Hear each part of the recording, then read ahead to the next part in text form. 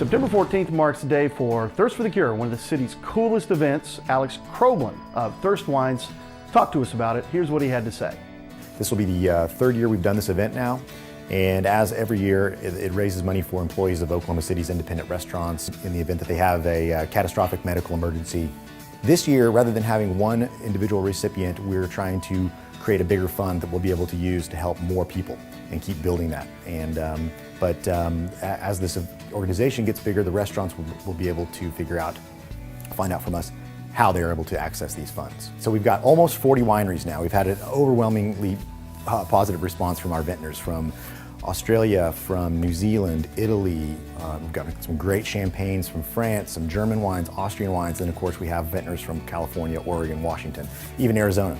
And so you can expect almost 40 wineries, 10 local restaurants, 10 of my favorite restaurants in town for sure, and almost 200 wines open. So you'll get to walk around the Jim Thorpe Museum and really just sample some of the best food and wine available anywhere in the country, and it's all right here in Oklahoma City. We have a live auction, so a lot of the restaurants who are involved and some of the other restaurants who are not involved in bringing food to the event have been really generous with their donations, as well as some of the vintners and some other things. So we have a great silent auction. Last year it was I think one of the hits. You know, a lot of these events have some of the great cause, but some of the auction items are a little bit stale and tired. I think people will be really excited when they see some of the auction items that we have. You can go to thirstwine.com, www.thirstwine.com, or they can call 405-942-9463, that's 942-WINE, and they can get a link to buy tickets, or they can call us and we can help them out. Chef Kurt FLEISCHFRESSER was there, and he's going to demo for us what he'll have for the event.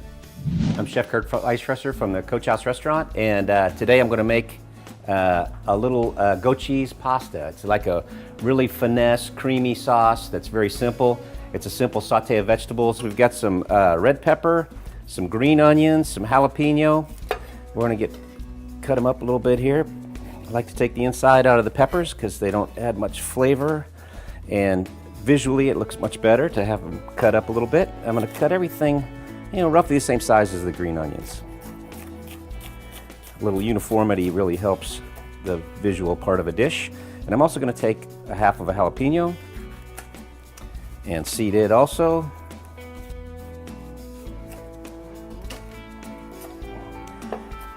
And I've got a lemon that I've just sliced very thin, and I'm going to dice it. I'm going to use the seed, the skin, the meat, and everything.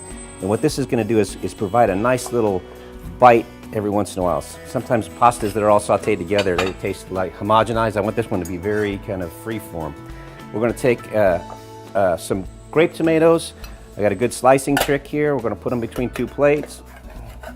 Just run our knife through there. And they're all perfectly sliced in half. And I'm going to take some olive oil. Not too much, just enough. About 2 tablespoons in a Teflon pan. And I'm going to start with the onions. Saute some onions. Add our peppers.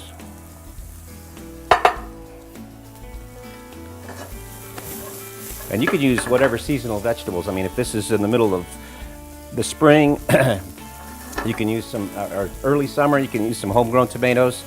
You can use zucchini. In the fall, you can use some roasted squash. There's a lot of different options. So I'm going to add my lemon, a little sun-dried tomato. That gives it a little more depth. I'm going to put a little salt and pepper. I've already have some orecchietta pasta, that's little ears of pasta that I've blanched.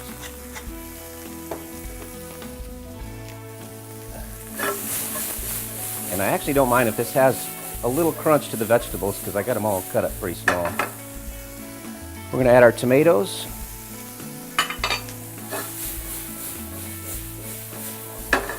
And while the flame's on high, I'm going to deglaze it with just a little bit of sherry vinegar.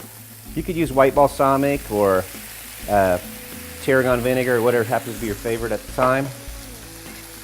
I'm going to cook most of the acidity out so that what I get is the essence of the vinegar, the quality, without all just the tartness. And that's going to give us a little more depth. I'm going to take this goat cheese, which there's a lot of good local goat cheese now, Living Farms and a few other.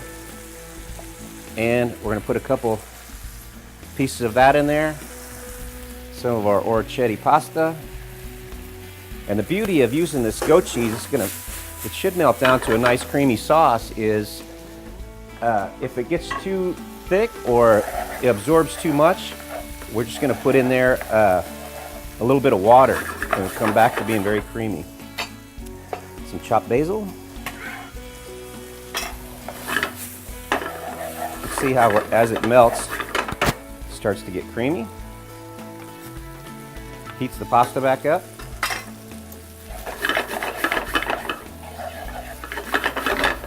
And it smells great. I mean, it's so intense because that goat cheese has so much going on. All right, I'm going to hit it with just a little bit of water.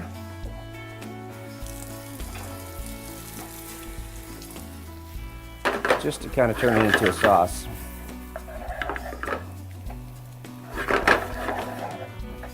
Then once that comes up to speed, I'm going to hit it with just a little more salt and pepper.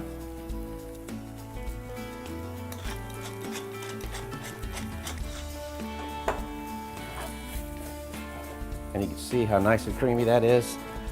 And even though there's not lots of the sauce, it's very intense flavor. We'll just put it in a dish.